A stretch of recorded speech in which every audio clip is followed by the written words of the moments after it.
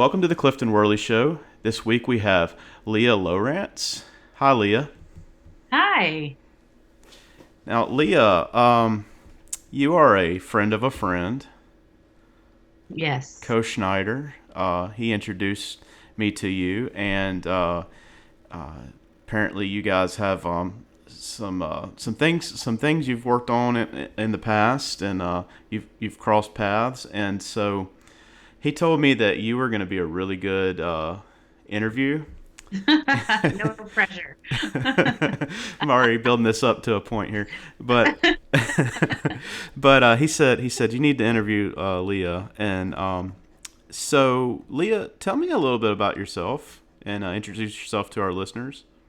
Sure. Well, um, so yeah, again, my name's Leah Lowrance, and uh, I've had a very interesting journey to where I am now. But I grew up traveling on the road in full-time evangelistic ministry with my family.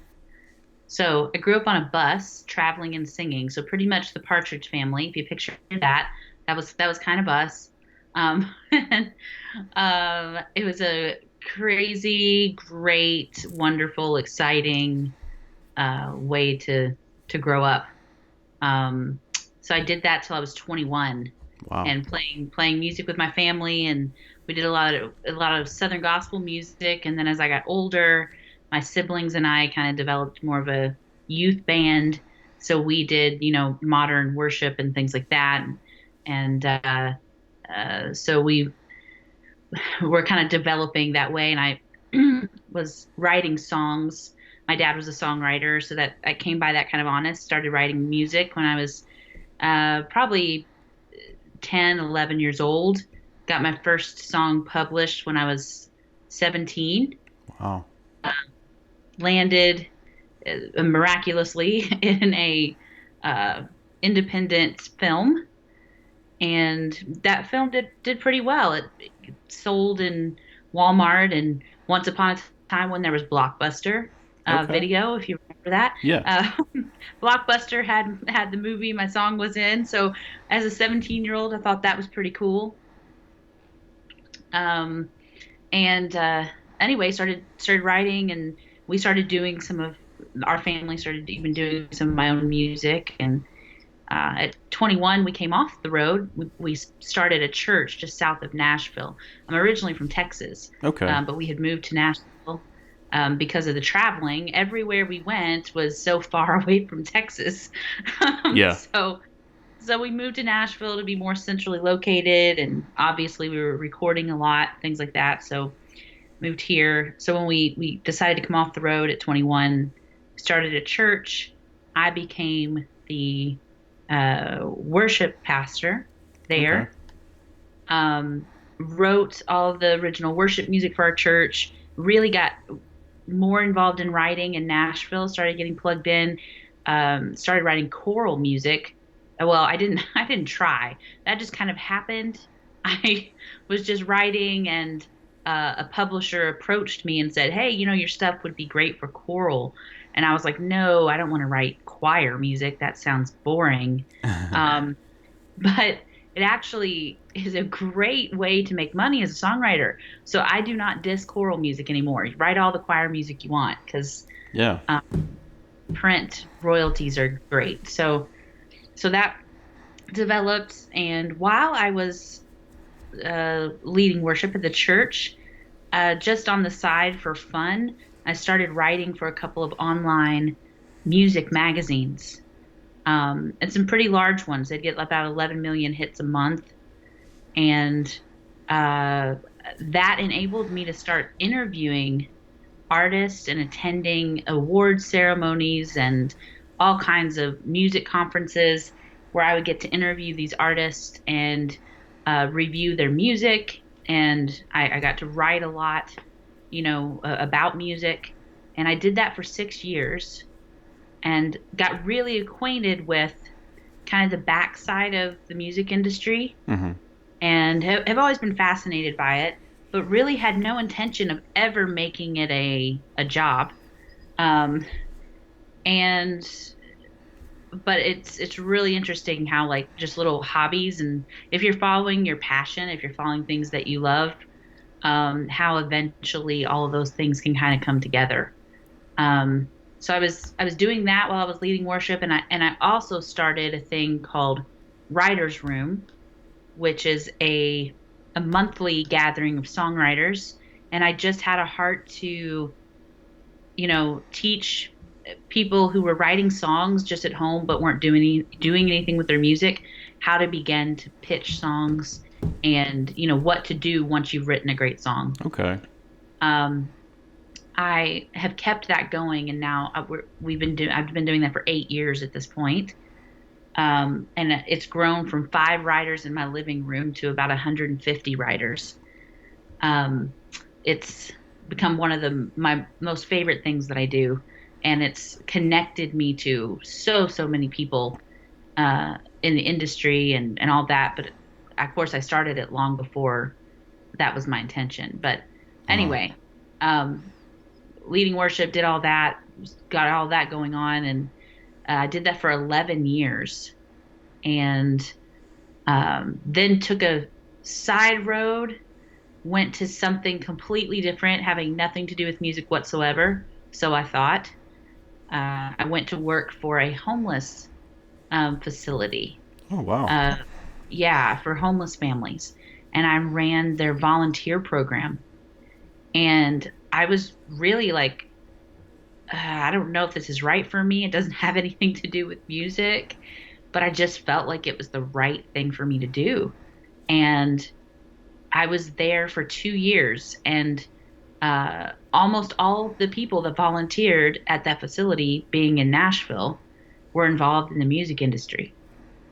And I got to know so many great people who work in the industry and musicians. And um, one guy kind of changed the course of my life. I think he came in to volunteer, and I got to know him a little bit, and he was a young producer that had just moved to town from San Diego, actually one of Co's best friends. That's how I Okay. came to know Co.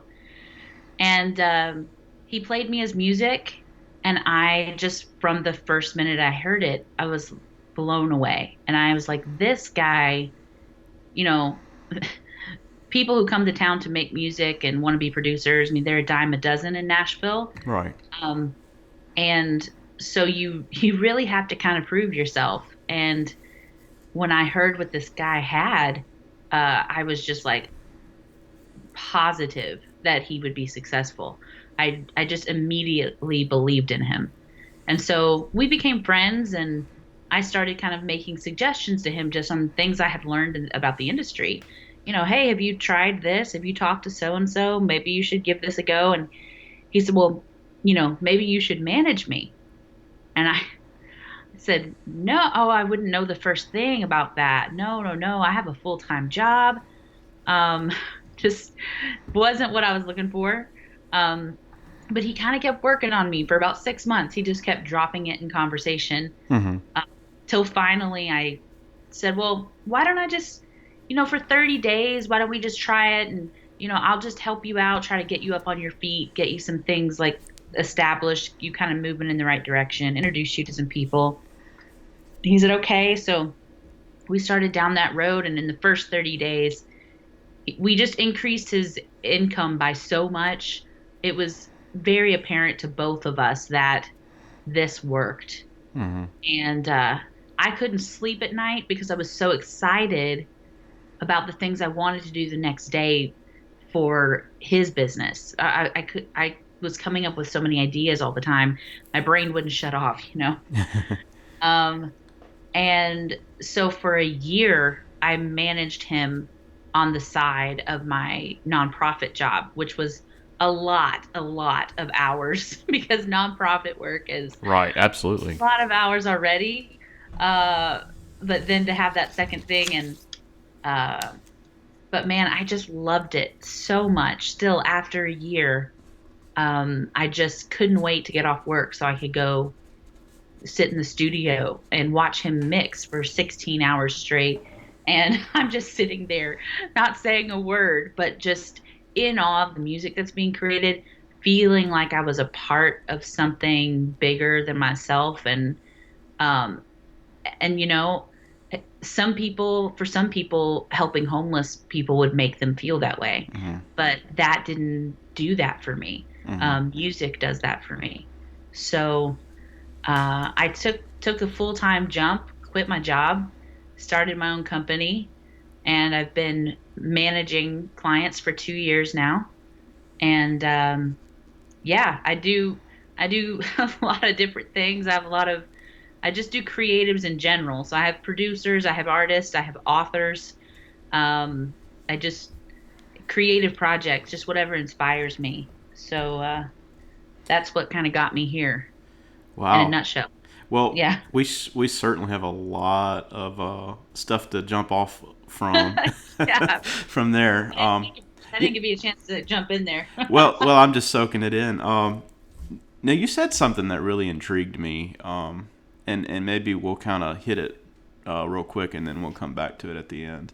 But you talked about how when you got into managing artists, or that you experienced an excitement where it's like the first thing when you woke up in the morning, you were thinking Yeah. about Oh yeah. that, and I couldn't help but think that every now and then, an individual is lucky if they can come across something in life that they're that passionate about, and they feel like they're hitting their stride. Yeah. And I would encourage anyone, if they have that opportunity, to chase after that. Absolutely. I'm a big believer in that. It's worth the risk. Yeah. Totally worth the risk. Whatever that is, whatever it Yeah, is, absolutely. it's going to be different for every person. So yeah, that's a really inspiring story, Leah. And I just kind of going back to your upbringing. You talked about being in the family band, and Yeah. I remember growing up in church, Mm. seeing a lot of groups like that come through all the time, Right. and it was very impressive, these family bands. And as I've gotten older, I realized just how hard that is. Especially, I Yeah, grew it up is. as a pastor's son, and I was under the the kind of pressure cooker of that. But Yeah. even when you're visiting a different church every week, and it's kind of like you're in a fishbowl, and Yes. and it's very difficult, but at the same time, it's a very good experience. Yeah. It molds and shapes you into if you're a musician, it's going to mold and Yeah. shape you into a better musician. And very impressed with the family bands, because a lot of times there's just such a there's a chemistry there that can't be created So sometimes. true. Especially the blending of the voices, and Hmm. it's so unique.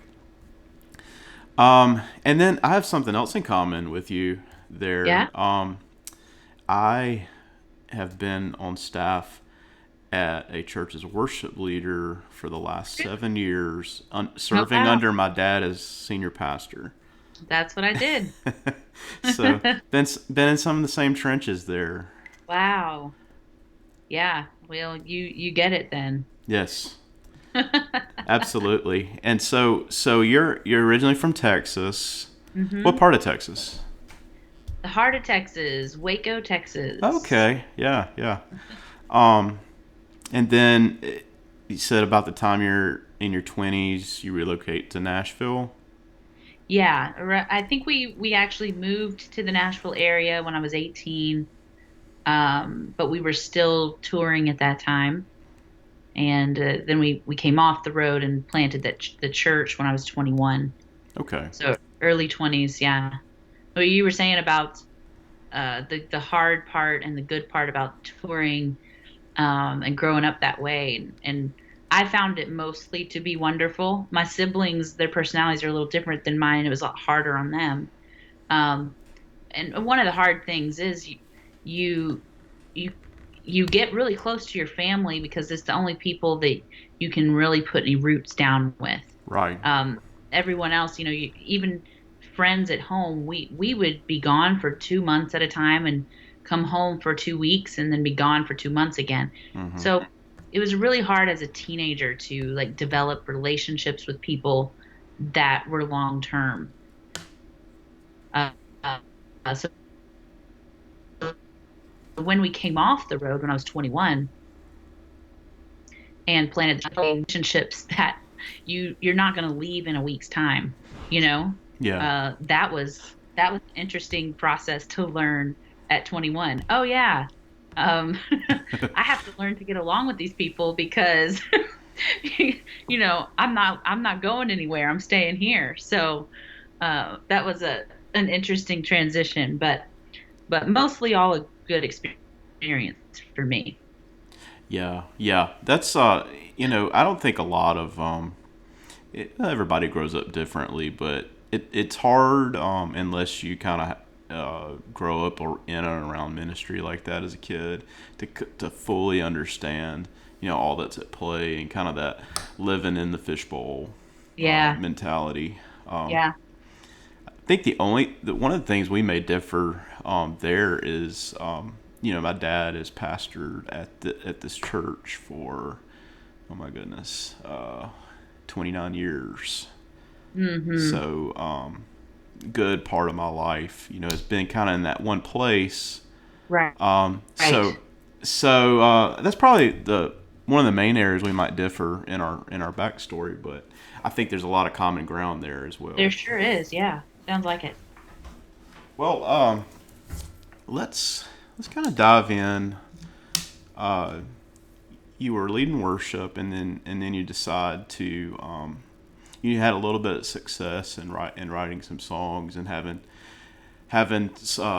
it placed in a movie and some printed music. That was a country song, by the way. That's played What was in the it? Okay. What movie. Yeah. do you mind what was the name of the film? It was called Summer of Courage, Okay. and the song was called It's a Girl Thing. Okay. Awesome. Well, how did that happen? Like did you just kind of stumble into that or It was a friend of a friend kind of situation that was actually involved in making the film and knew they were looking for music and knew I had written this song and so pitched it and it got placed. And I honestly, it was my early music publishing really all came very easily to me. It was just as a mat, it was just as a result of me making good friends who make good music. Um, and so when they got an opportunity, they brought up my name to publishers, and I have a very unusual story in that because most writers have to come and they have to knock on a lot of doors and get a lot of rejections, mm-hmm. and that wasn't my story. My story was that I just had so many great friends who recommended me that I was getting incoming calls for my music from the time I was 17, and so it was great experience for me with that. That's awesome. Yeah, Yeah, I know the typical, I've had friends who, I'm from down in South Mississippi, and so Nashville's not too far away. And a yeah, lot of the musicians in this area, that's kind of the dream is, okay, I'm gonna make it to Nashville. And, I've known right, several people who'll move up there for 6 months, and then they're kind of yeah, coming back with their tail between their legs, kind yeah, of took a beating a little bit. And right. then I've known some people who kept trying, and they might fail, and then they'll go back later. And um, but I I know. tell people, Go ahead. sorry, go ahead. Go ahead. I tell people if they're not willing, if they're not planning on trying for at least 5 years, then they might as well go home now, Yeah. Yeah. as it's that's more of a realistic picture and to get an idea and it's kind of like you choose it as it's not a hobby. You have to like make a decision. This is the career that I want. And you Mm-hmm. have to treat it that way. Just like if you were going to be a doctor, you'd have to go to school for a lot of years. You'd invest a lot of time, a lot of money in getting that education. this is kind of like that. You can come get an education in Nashville, but you might have to put in a lot of time and a lot of money. Right, right. I remember there's a friend of mine. He was a former worship leader, and his his dream was to move up there and write music and become an artist. And he spent several years, no go, just Hmm. just and he's had a little bit of success in recent years. And I remember him saying one of the things was that he went up there and there was no plan B. He Yes. had all his cards on the line, and like if he failed, that was it. And he said, if you Yeah, have a plan B, you're gonna take it. You're gonna go back home because it's gonna be absolutely. tough. Yeah, it is. It's tough. I mean, it's been tough for me as a business owner in this industry. It's an ever-changing industry, especially now. And it's a lot of up and down. It's a roller coaster ride. The highs are really high and the lows are really low. And it's just if you can hang on, you know. Hmm. Um, so you have to want that and be okay with inconsistency and insecurity at almost all times. Yeah. And, you know, and so you got to be passionate about it enough that you're willing to do that. And you don't ever really get to a place. I've managed so many different kinds of artists and style of artists, people that have been in the industry for 6 months, people that have been in the industry for 20 years. And I have been able to watch their journeys, and they're all experiencing the same thing. Hmm. And I've watched guys that have done it for 20 years in the last year have to give up because the industry's so hard. It really is. Really, really is. Yeah. I know you make me think of I, over the last few months. Me and my wife, we binge watched the show Nashville. Yeah. Oh, and and I love the show. I yeah, watch it all. I love it because I remember visiting Nashville, I guess about 8 years ago, 7 8 years ago, and that was Yeah. my first time. And I remember going to the Bluebird, which is featured in that Yeah. in that show. Absolutely. Before it was a thing, but it wasn't a thing. Right. It was, you could still get in. Yeah. And I remember just being blown away, in my early 20s by, I didn't know the names of the people who were at the writers' round, and it kind of Hmm. just went in blind. Well, I heard I need to do this, if I'm in town, and so I, Yeah. I walk in, and there's a really, nice eccentric man standing in line in front of me, and he's got like this jean jacket with all these crazy patches and stuff, and kind of find out like his name is Rich Fagan, and he had written like a bunch of hit songs in the '90s, and then there was he was there to see some friends, and the one guy had some George Strait songs under his belt that he had written for Wow. George, and Yeah. just it blew me away, Yeah. that you never heard of these people. Most people That's right. outside of that town had never heard them. And then I was so disappointed to find out that it's such a hard place to get into now. And that's kind of It like is. everybody thinks that's the place I got to go when I go to town, and it's just near impossible. It's impossible for the patrons and for the artists. Yeah, Their process, man, it's tough to get in. I've been lucky to get a couple of my artists in there, but yeah. it's hard. And I'm assuming that if you're gonna be successful moving into town, there you gotta kind of maybe approach it a little bit differently now. And that's one of the things that Nashville, one of the themes is that here we are like these established artists, and you get into like the second to last season, and they're starting to scratch their heads, being like, what am I gonna do? I'm not making money anymore at this. How do Yes, I hack this? yes, yes, totally. Well, it's just, it's like I said, a really changing industry because of, things like Spotify and streaming and all of that. Um, the accessibility to music, all has changed the game in a big way, and everybody's trying to figure it out. And it's uh, the music, the music industry is not dying, but the record industry is dying. Right. You know, labels themselves, they they're having to find ways to make money, different ways to make money. They're having to take parts of every part of the artist's income, not just record sales, but they're having to take something off everything to be able to make it. So it's just there are all kinds of different labels being developed right now. Mm-hmm. Some really interesting things. I find it actually really really exciting. I'm not scared of it. I think streaming is not going away. Spotify is not going away. I still want to be an advocate for songwriters being paid for their songs because Right. right now it's just almost impossible for there to even be such a thing as a full-time songwriter. That profession in itself is dying because they can't make money. The biggest opportunity for them to make money right now is in film and television, getting sync licenses. So everybody's moving to that. But it's really challenging. So I will continue to advocate for that. But Spotify and these things are not going away. The accessibility to music is not going away. So we just have to find a way to work in this new world and we have to figure it out, you know. Time for us to be creative and business and not just lyric, you know, not just our music, but we've got to apply that creativity in the Yeah. same way. Yeah. One of So, one of the things I've noticed as an outsider, it seems to be the case that you got to have your act more together, and you have to have more of a full fledged product, package, yeah, brand, everything. Uh, you got to have it from the ground up already, and yes.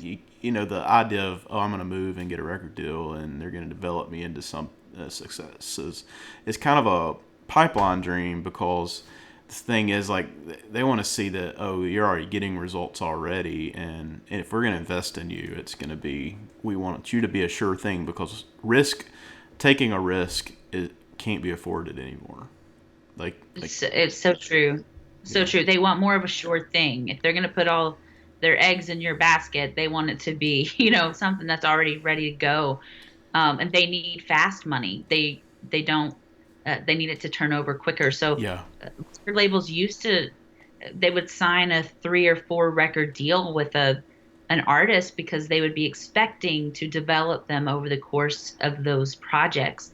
And now that is highly unusual. And they want them already developed. So now there are a lot of companies popping up that will do artist development. I do artist development also, one of my favorite things to do. And you know, I kind of do like a boot camp kind of situation. Like if you can't make it through this 6 months of artist development, you should probably go do something Okay. else. Um, you know, these are the things that are really needed to be an artist. This is the business side of music. It's not going to be there. So experience that side and see if you still want to do music. You know? Yeah. Yeah. Um, I think one of the most intriguing things that has enlightened me recently, in the past year, I came across of course, she's got a product to sell. Her name is Leah as well. Yes. Yeah, I'm familiar. Leah McHenry. You're familiar Uh-huh. with her?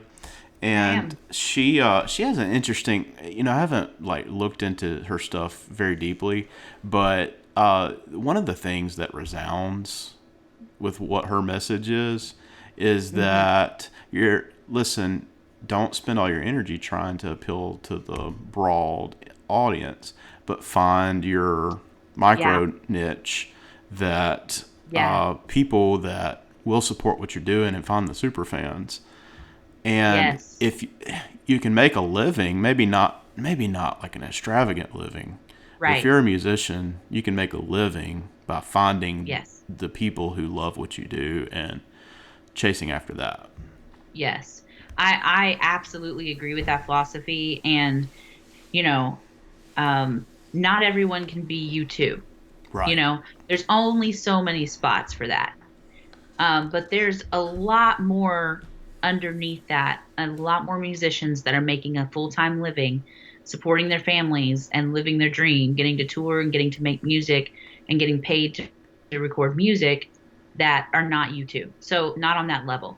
And if you can, yeah, this finding those super fans, developing relationships with fans and engaging them to the point that, they will follow you and in where you're going with your music and support you, that can be, that's gold.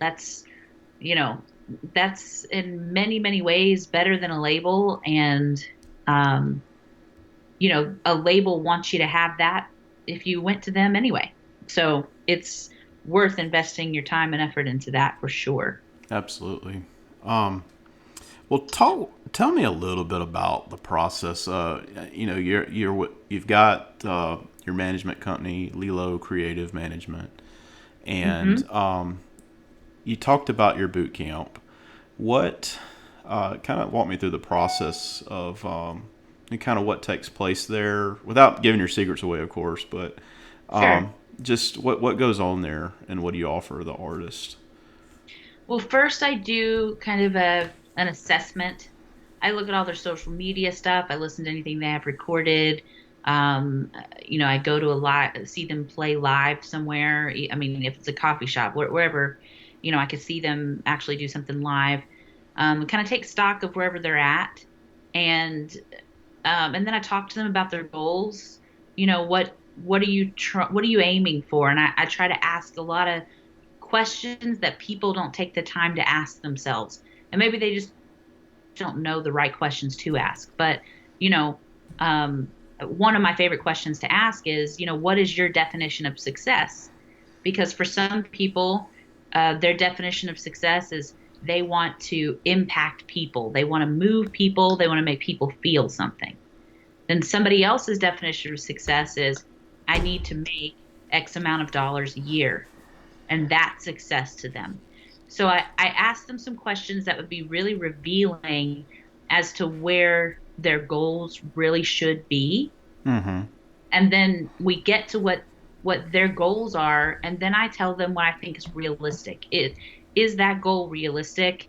And if it isn't, I try to adjust kind of their expectations or their thinking. I'm a shoot for the stars person, don't get me wrong. But trying to shoot for the wrong star, if that makes sense. And Right. I feel like I just try to say, well, that could happen, but um, this over here seems to fit you more. How would you feel about this? Mm-hmm. And we just try to come together on where they want to go and what could happen, and we set some reasonable timeline goals within that 6 to 9 months is usually what I do an artist development thing for, and I really clearly line out what we're going to do every month. And in artist development, I'm not managing them, so I'm not in there every day with them, a part of their team, moving things forward, making calls for them. That's not the situation. It's more of a to-do list. You need to get your social media to this number, and this is how you do that. And it's more me instructing and giving them goals, and set them loose, and I talk to them every week, and I say, okay, how are you doing on this? How are you doing this? What is there something I need to teach you? Is there something you don't understand? You have questions? And it's more of a mentoring kind of time, but it's really a time for them to work and focus and see if they can accomplish some of the goals that we've set, just based on my instruction. And it really, uh, helps you kind of get organized and get in line with like I said, with your goals and where you're going, get focused. And it also really shows you, what working in the industry will be like. And if we graduate after that point to management, which is, usually not, is something I consider with every artist development client. If we graduate to management, now I've got 6 or 9 months that I've worked with an artist to see, are you going to work as hard on your career as I am? Because I want to be with people who work hard, who we're a team, um, you know, and they've got to be every bit as invested as I am or more. They need to care about their career even more than I do, Right. you know. Um, and and so it kind of pulls that out of them, and it is really revealing for me and for them. I think some artists have gone through this program and said, you know, I don't think this is for me. I don't really want to spend my life doing these things. And I didn't realize all that was attached to music, at least on a higher level. It Right. doesn't mean music has gone out of their lives forever. It just means maybe you need to play open mic at your local coffee shop, once every few months, and that's how you're going to keep playing music. But if you want to be an artist, if you want to be a recording artist, if you want to be a touring artist, these are the things that it really takes to do that. So it's just like a uncovering, behind the scenes, what all of that really is. Yeah, and something I might want to pick your brain about a little bit is, okay, you mentioned the they get to the end of the 6 months and they're like, if they decide, hey, this isn't something I want to really do with my life. Yeah. That one of the things that I would like to add there is there's so much available out there, being around music for Mm-hmm. people, that they may not realize that not everybody's going to be a star, not everybody's going to Right. be that artist, Right. but having that creative outlet in your life and still being able to be around music, Yes. there's such a huge, whether it be like the gear industry Oh, or yeah. or Exactly. and Exactly. I have a lot of friends that I that that's kind of the path they've taken is, well, I know I can't be in a band, but I Yeah. can do this, and you still get to be around that culture and live in it, and the heat is taken off a little bit from the being out on the road touring, but you're still getting to be Yeah. right there in it. Totally. Well, I mean, that's me. I mean, I grew up center stage singing and writing. And now I'm behind stage.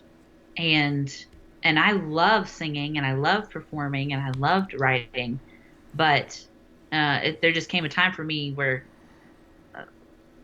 I realized that I think this is a better fit for me. And I think that the success I've had, how things are going, it's kind of proven out. Like my gifts have made room for me here. This makes sense, and and I did being on stage. So there are other ways to feel that connection with music and be a part of what happens, and being a part of making great music. There are lots of ways to be involved in that. Yeah, absolutely. And I can think of just numerous people that I know that have that dream at some point, and they may go on to be a worship leader somewhere, or Yeah. like one guy that I went to college with. He got into touring with bands, like being their guitar tech and then amp tech, and now Hmm. he's moved back to Nashville after he's gotten married, where he's working on guitar amps for a living. And Yeah. there's just room all over. If that's really your desire to just be in the industry, there's so much room out there available. If you have a good work ethic, and Yes.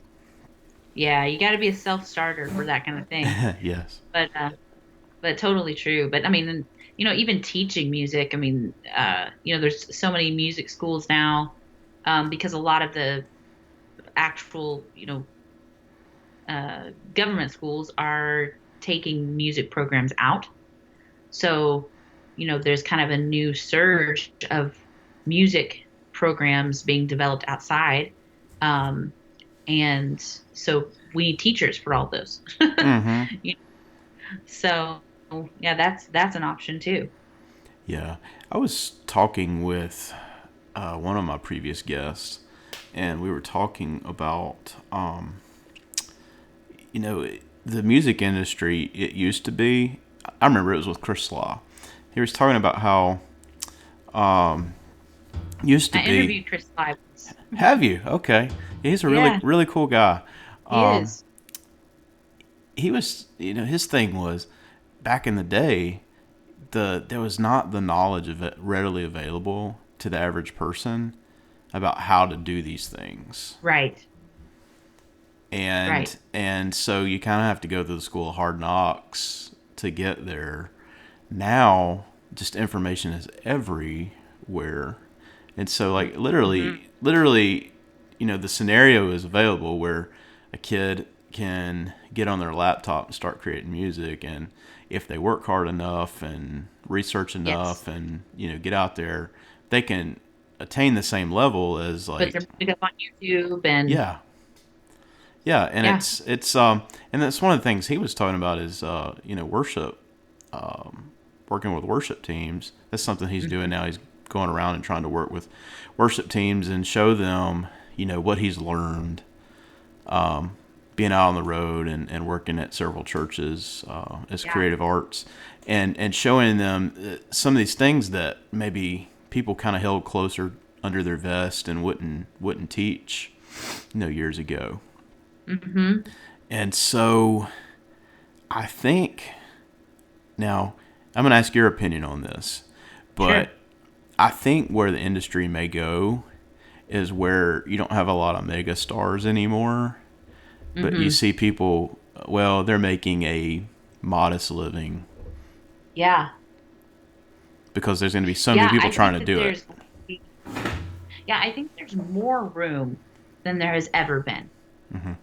Um, as hard as it is, there's more room. I guess everybody's getting like a smaller piece of the pie, you Exactly. know, but more people are being fed. So,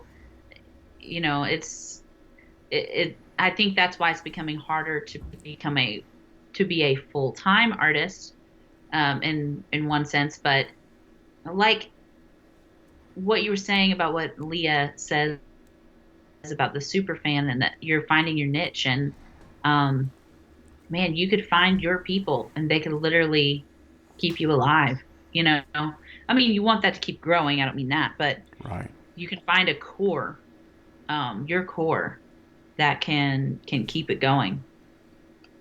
Yeah. Yeah. Yeah, I think there's more opportunity. I agree. Yeah.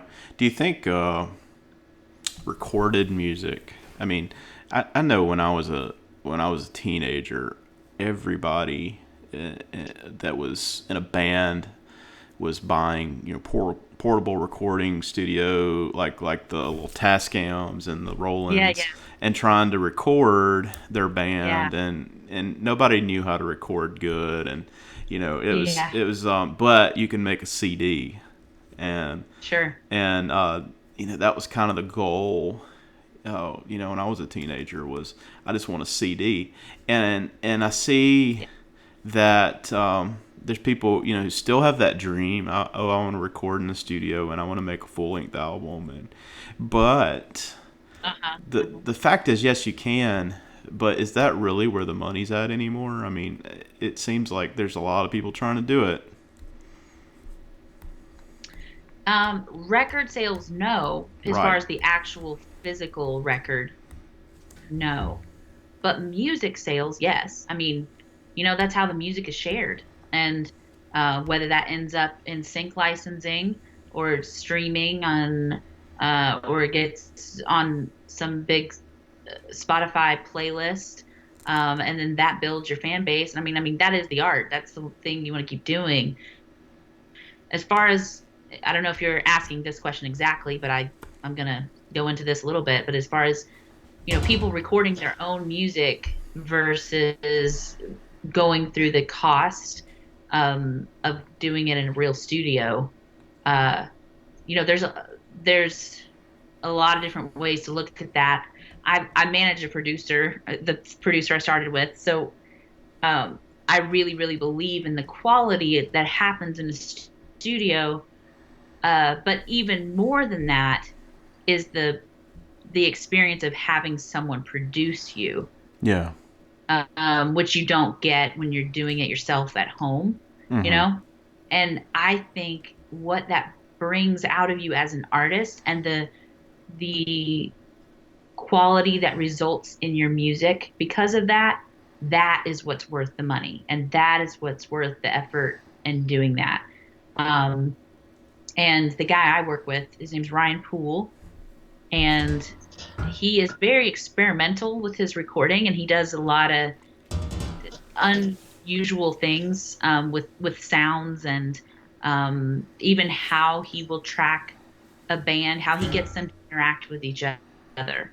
A lot of creative exercises to get people kind of outside their box, outside of what they thought their music was, and just really take them to the next level. Right. And so I believe in that process from a recording standpoint of what it can be for an artist for their development. It's a perspective thing when you're not just inside your own head and inside your own world. Get somebody from the outside to say, "Oh, but you could be this. Have you tried this? Go here, go there." Um, and that's really a rewarding experience.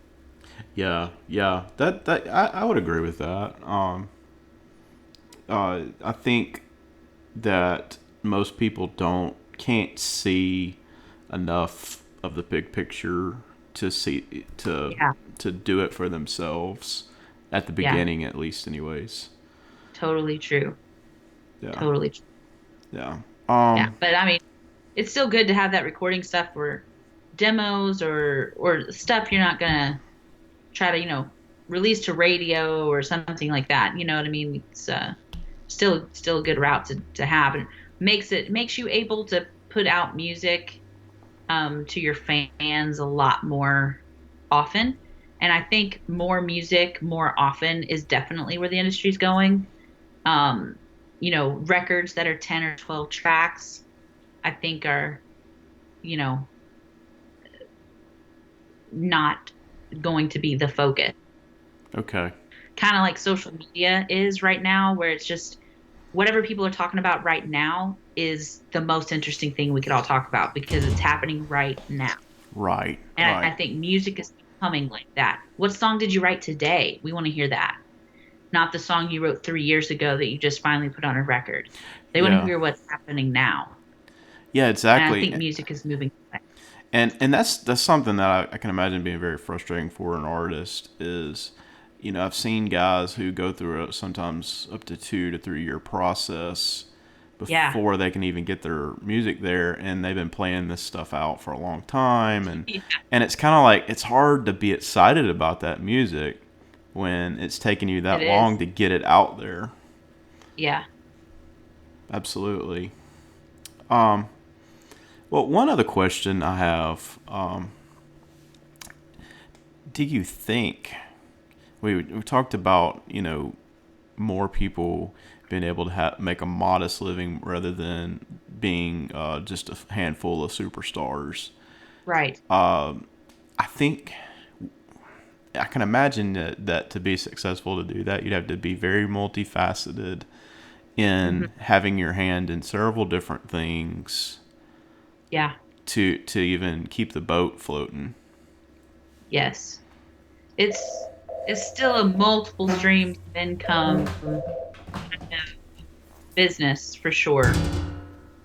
Yeah. Uh, Touring right now is still well, sync licensing is number one. Film and TV placement, that's where the most money is being made. Secondly would be touring. So you need to be playing out a lot and making some money in ticket sales to be making a living. You're not going to be making it based on your record sales. Um, Now merch comes in after that. Other merch besides your record um, would be another way to make money. Um, and then that's if you're a songwriter, if you write your own music, potentially selling some of your songs, to other artists who are recording them, and that's another income stream. Yeah, you're just kind of looking for any and every way. Sponsorships are a thing more now than they've ever been for musicians. Um, Looking for those opportunities. So you want to build your social media following up as big as you can, because those are, you can go to a sponsor and say, hey, I've got 20,000 people that are listening to me every single day. Mm-hmm. What will you give me to advertise, to tell them that I love your drink, you know? Yeah. and and so, but so they want to see what your audience is. And if you don't have high ticket sales, if you can't say, hey, there's 500 people waiting in line to buy a ticket to my show, if you can't say that, then you have to show them where your online audience is, and and that's where your value is, Yeah. but yeah, so sponsorships is another way. And those endorsements, that's a thing. So yeah, it's just any and every way you can. Yeah. A little bit here, a little bit there. Yeah, you said something that kind of piqued my interest a little bit, about the audience and having that online presence. No, Yeah. I had an idea. I played an open mic spot before a friend of mine who was doing like an album in a few months, and he asked me to just open up for him, and we had a pretty low turnout at that event. But I realized it was probably going to happen, where we were playing. But Yeah. the fact that I threw up an iPhone on a tripod and tried to get a condenser mic, run into it, Yeah. and I was able to live stream it on Facebook. And Yes. like the whole time, it was like going crazy. And I'm like, if somebody who think about ways you can generate traffic there, because the people coming out to see you at a small coffee shop, the odds are next to none anymore. Right. But if you can get it out there, um, you could be honestly playing to 200 people online. Absolutely. And the more convenient you can make your music to people, the easier for them to access it. And that's just one of those things. And I don't know if you know about this, but Facebook Live, you can put a tip bucket there also. Oh Uh, wow, did not know so that. yeah, you can attach a tip bucket at the bottom, and you don't even have to say anything on the Facebook Live, but you can. I mean, it'd be great for you just to mention that in case they don't see it. But that's there. And I mean, I have one of my artists does a Facebook Live every week, does a Facebook Live show every Thursday night, and puts up the tip bucket. And it's it may not be a big amount of money, but it's something every week to get on Facebook, and that you're engaging your fans, and you're making a little money, and Yeah. you're practicing, you're doing all the things at once. So it's a good deal. Yeah, that's interesting, and I think it helps an artist. Nobody is above doing an open mic night. Nobody's above getting on Yeah, Facebook Live. It helps you kind of go through content and develop content and think about what connects with people. then you go back and watch yourself, and that's Yes, the thing too. It's yeah, just a great tool in every way. it is. It is.